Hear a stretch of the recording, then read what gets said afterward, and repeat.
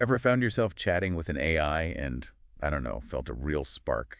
Or maybe seen some AI art that just, wow, really made you feel something? Oh, definitely. It makes you stop and think, doesn't it? Like, what's actually happening inside these machines? Exactly. Could they actually be thinking? That's the big question. And that's precisely what we're diving into today, this whole fascinating area of machine consciousness. Are we looking at actual artificial minds emerging, or is it something else? Right.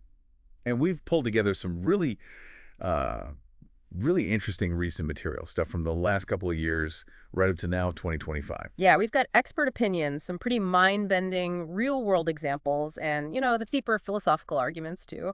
Our goal here with this deep dive is basically to sift through all that, pull out the really important bits, and give you a clear picture of the debate without hopefully getting lost in all the tech speak. And it really boils down to two main camps, doesn't it? Yeah. There's the possibility, maybe even the expectation for some, that consciousness could emerge from complexity. And then the other side. And then the more skeptical view, that what we're seeing, however impressive, is still fundamentally just simulation. Very clever simulation, but simulation nonetheless. Okay, let's start unpacking that because, I mean, what AI can do today is genuinely staggering.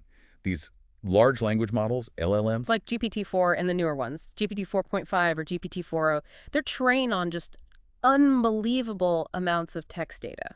and they mimic human conversations so well. I saw this recent study that I think from this year. Ah, the one about GPT 4.5 in that Turing test style chat. Yes. It fooled people, what was it, 73% of the time, into thinking it was human. Apparently it did better than actual humans sometimes. That figure is quite something. It really shows how sophisticated the mimicry has become. It makes you wonder, though, that level of fluency, does it mean it understands? Well, that's the critical distinction, isn't it? Researchers are very careful to draw a line there. Fluency, the ability to string words together convincingly, even grasp context. Yeah. It's not the same as genuine understanding. Right. Just because it sounds like it knows something. Exactly. Doesn't mean it knows it like we do. It's like an actor delivering lines perfectly, but not feeling the character's emotions. That makes sense. Yeah. And we see that with chatbots, right? ChatGPT, Google Gemini, Anthropic's Claude. They can hold conversations that feel incredibly natural. They really can.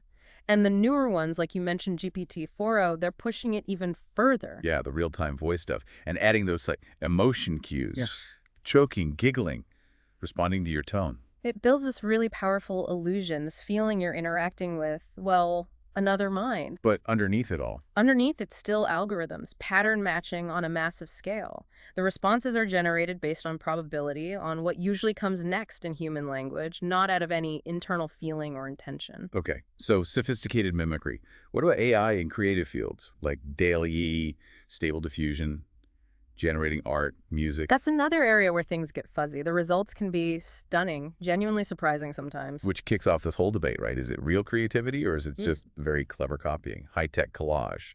That's a good way to put it. It's essentially remixing vast amounts of data it learned from human creations. There's no, inner drive, no artistic intent or feeling behind it. No joy of creation, no frustration. None of that. It's executing a process based on the prompt. Then you've got the humanoid robots, Sophia, Ameca, Nadine, the ones with faces that look human. They can talk a bit, make expressions. I remember seeing Ameca speaking at that UN summit. Sounded quite thoughtful, talking about AI's potential, building trust, It did sound thoughtful, but again, it's important to remember what's going on behind the scenes. which is, Scripts, pre-programmed responses triggered by sensors and interactions. They lack that fundamental core conscience, genuine emotions, the messy subjective stuff that makes us human. okay. And what about those AI companions? Replica, or even Siri and Alexa to some extent. People do seem to form bonds with them. Oh, absolutely. They're designed for that, aren't they? To be Yeah. conversational, empathetic even. And yes, some users report feeling a real emotional connection. But it's still not real. Well, listen to how one AI assistant apparently put it. AI companions lack true emotional experiences. We don't feel love, loneliness, or disappointment. It's a simulation of empathy, a helpful one maybe, but there's no inner life there. So the big takeaway from all these examples, AI can feel incredibly real, like you're talking to another thinking being. But it's based on data, on code, on programmed behaviors, not genuine thought or feeling. And just relying on language, on how well something talks Mhm. that can really mislead us into thinking there's a mind there when there isn't. Precisely. Which brings us right to the core issue. We see these amazing abilities, but what exactly is thinking? What is consciousness? Ah, the million-dollar question. Or maybe billion-dollar. Yeah, probably. It's notoriously difficult to define. Philosophers call it the hard problem of consciousness. How does subjective first-person experience the feeling of being you arise from physical stuff, like neurons firing? And when you try to map that onto AI, that's where the big disagreements start. Exactly. You've got one main line of thought, sometimes called substrate independence. Substrate independence, meaning, Meaning maybe the material doesn't matter. Maybe consciousness isn't tied to biology, to wetware like our brains. Maybe it's about the process, the pattern, the computation. like software can run on different kinds of computers. Kind of like that, yeah. If thought is fundamentally computation, then theoretically, a complex enough computer, maybe made of silicon, could run that mind software too. That's quite a thought. It ties into computational functionalism, right? Yeah. The idea that consciousness is just really complex information processing. That's the idea. And you can see why AI's language abilities fuel this. If it can process language like us, maybe other mental states could emerge. Plus, honestly, we don't fully understand how these big AI models work internally. That uncertainty leaves the door open, theoretically, for something unexpected, like consciousness, to emerge. Okay, but then there's the flip side, the skeptics. Right, the biological skeptics. They argue that digital machines running on zeros and ones are fundamentally different from biological brains. They just can't have real subjective experiences. Like the actual feeling of smelling a rose or tasting coffee or feeling pain. Exactly. Things deeply tied to our physical bodies and senses. A computer can process data about a rose's scent, describe it perfectly maybe, but it can't experience the smell. That resonates. It feels different. And this often brings up Searle's Chinese room thought experiment. Remember that one? Vaguely. The idea of someone manipulating symbols according to rules without understanding the language. Precisely. The argument is that AI, like the person in the room, might just be manipulating symbols, processing language without any real understanding or inner experience. They also point to specific complex brain circuits we know are involved in human consciousness, things involving the prefrontal cortex, sensory areas, stuff AI just doesn't have an equivalent for right now. So a fundamental difference between processing information and actually experiencing something. You Yeah. mentioned some real-world cases that really highlight this tension. Yeah, these are the ones that grab headlines. Like back in 2022, that Google engineer who became convinced the Lambda chatbot he was working with was sentient. Oh, I remember that. He released transcripts, didn't he? Where Yeah. Lambda said things like, Things like, I am, in fact, a person, and I feel happy or sad at times. Powerful stuff to read. yeah, well, sounds pretty sentient on the page. It really does. But Google investigated, and, well, they firmly disagreed. They stated Lambda was doing what it was designed to do, generating plausible text based on its training data and the prompts it was given. So it just shows how easily we can be convinced by human-like language. It seems so. And now we have AI like GPT-4o being deliberately designed to be more friendly, empathetic, and engaging. Right, adding the laughter, the singing. Mm-hmm. It's all meant to make the interaction feel better, more natural. Which can lead to what some call the her effect, people forming genuine emotional attachments, like in that movie where the guy falls for his AI assistant. It says something about us, maybe, Yeah. how ready we are to connect. It really does. But contrast that with what journalists observed at that AI for Good summit. The robots gave these impressive speeches but lacked any sign of genuine emotion, relief, guilt, pleasure, any of that. And Heidi, the artist robot, was pretty blunt about it too, wasn't she? Very. Saying things like, emotions have a deep meaning. I don't have that, and I can't experience them like you can, acknowledging the simulation. So beyond conversation, what about AI doing creative tasks? Writing poems, composing music, making art. Yes, we see authors co-writing novels with AI, tools like DALL-E creating images. The output can be amazing. But again, the question is the source. Is it creativity or... Or remixing. Experts lean heavily towards remixing. It's recombining patterns from its training data in novel ways, based on the prompt, but without the intention, understanding, or emotional drive we associate with human creativity. Which really muddies the waters about what art is, doesn't it? And it seems the public sees this differently than the experts. Hugely differently. That survey you mentioned earlier, finding 2/3 of people thought ChatGPT had feelings or memories, that's a massive disconnect. 2/3. That's startling when you compare it to the expert consensus. Which is overwhelmingly that current AI is not aware. It's simulation. Very sophisticated, but still simulation. Okay, so let's try and crystallize the arguments. For those who think AI could become conscious, what are the main pillars of their argument? Well, first, there's substrate independence, the idea that consciousness isn't necessarily tied to biology. Complex enough processing might be sufficient, whatever it's running on. Mind as software, basically. Kind of.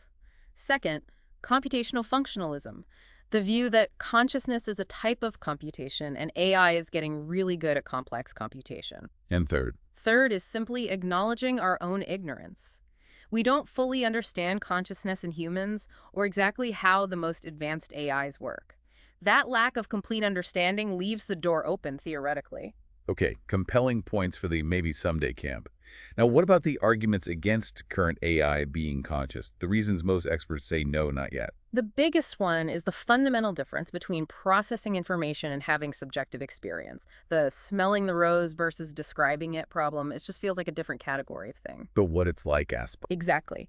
Then there's the possibility that consciousness requires specific biological or physical factors that go beyond just computation factors we haven't discovered or can't replicate digitally. Okay. What else? The deceptive nature of language. AI's fluency makes us think there's a mind there, leading us to anthropomorphize inappropriately. We project intelligence onto it. We seem wired to do that. And finally, there's a kind of moral caution.